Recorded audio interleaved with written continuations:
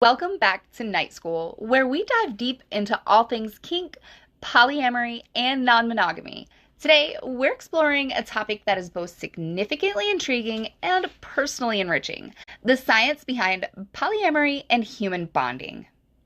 Have you ever wondered why some people find themselves thriving in non monogamous relationships, while others prefer a more traditional monogamous setup?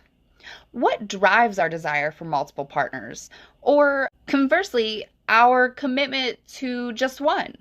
Today, we're going to explore the psychological, biological, and evolutionary factors that play into human bonding and how these elements might explain why polyamory resonates with so many people. We'll also look at insights from the groundbreaking book Sex at Dawn, which challenges our understanding of human sexuality and bonding. Let's kick things off with the psychological perspective. Polyamory often defies the conventional expectations set by society. But when we look at it through the lens of psychology, it aligns with our understanding of human attachment and emotional needs. According to attachment theory, people form various types of bonds throughout their lives, not just a single romantic partner. Secure attachment can occur in multiple relationships, each offering unique forms of emotional support and intimacy. For instance, one partner might provide intellectual stimulation, while another offers physical affection or spiritual connection. This multiplicity of bonds can fulfill a broader range of emotional needs, which is a key reason why some individuals feel drawn to polyamory.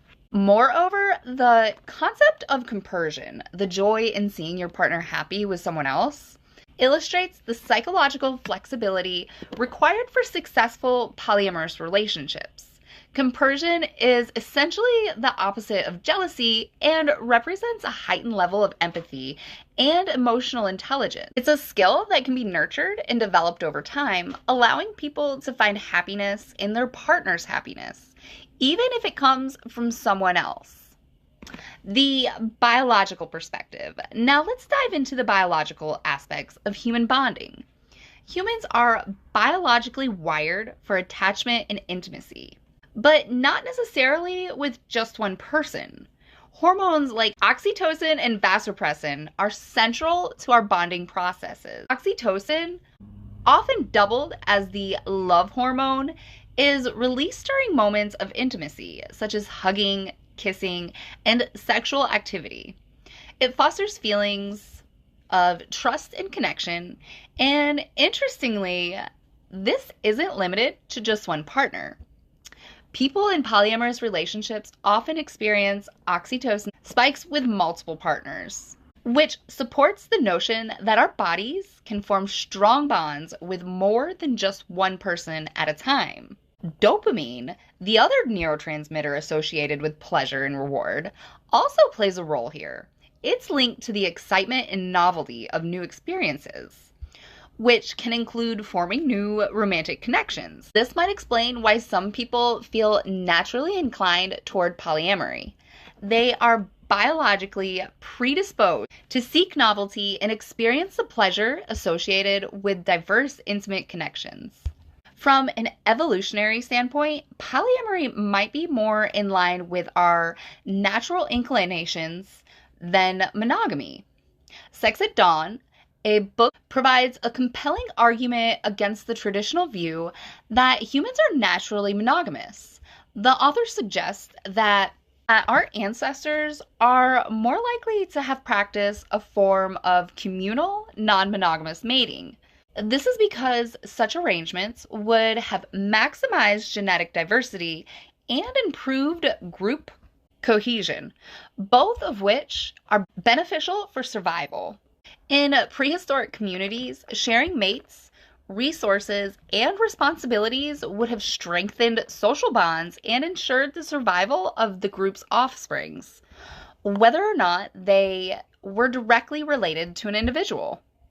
Additionally, the book points out that many species that are closely related to humans, such as the bonobos and chimpanzees, do not practice strict monogamy.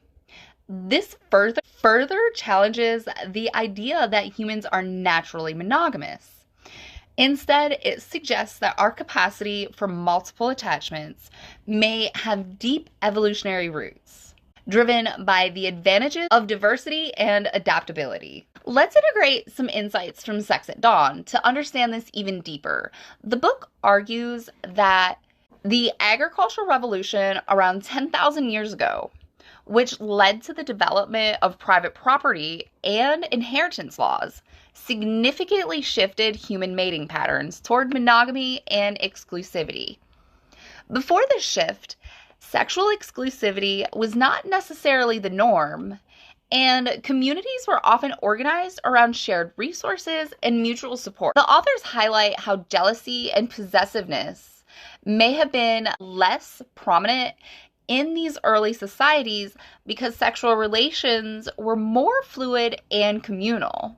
This is not to say jealousy didn't exist, but that the social structures and cultural norms were very different from what we see today.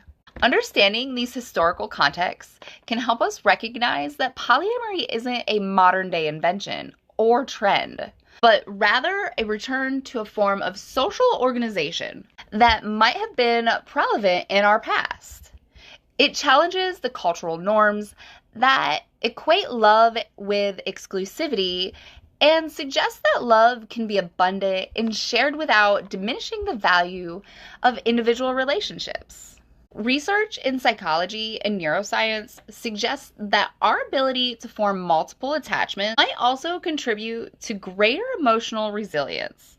People in polyamorous relationships often report a stronger sense of community and support, which can act as a buffer against stress and emotional challenges. The diverse support network that polyamorous fosters allows individuals to draw strengths from multiple sources, creating a more robust emotional foundation. Furthermore, studies have shown that people in consensual, non-monogamous relationships often report higher levels of honesty and communication compared to their monogamous counterparts.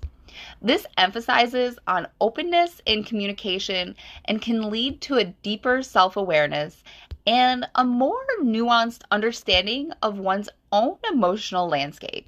That's it for today's deep dive into the science behind polyamory and human bonding.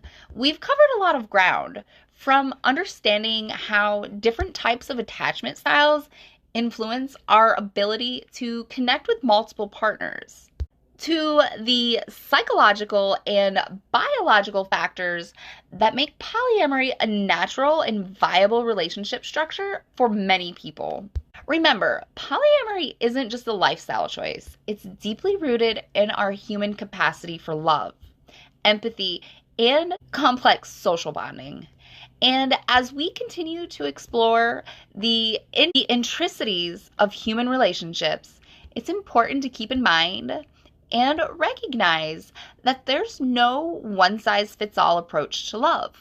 Whether you're monogamous, polyamorous, or somewhere in between, understanding the science behind our emotions can help us build healthier, more fulfilling relationships. Next week, we're shifting gears to a topic that is often surrounded by misunderstanding and stigma.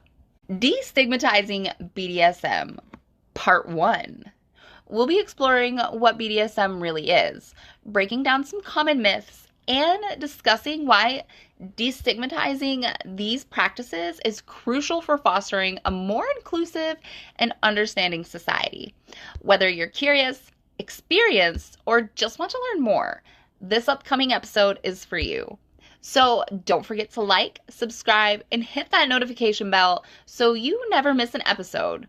As always, keep the conversation going in the comments. Share your thoughts, experiences, or what topics you'd like to see covered in the future. Until next time, stay curious and keep exploring the world of relationships with us here at Night School.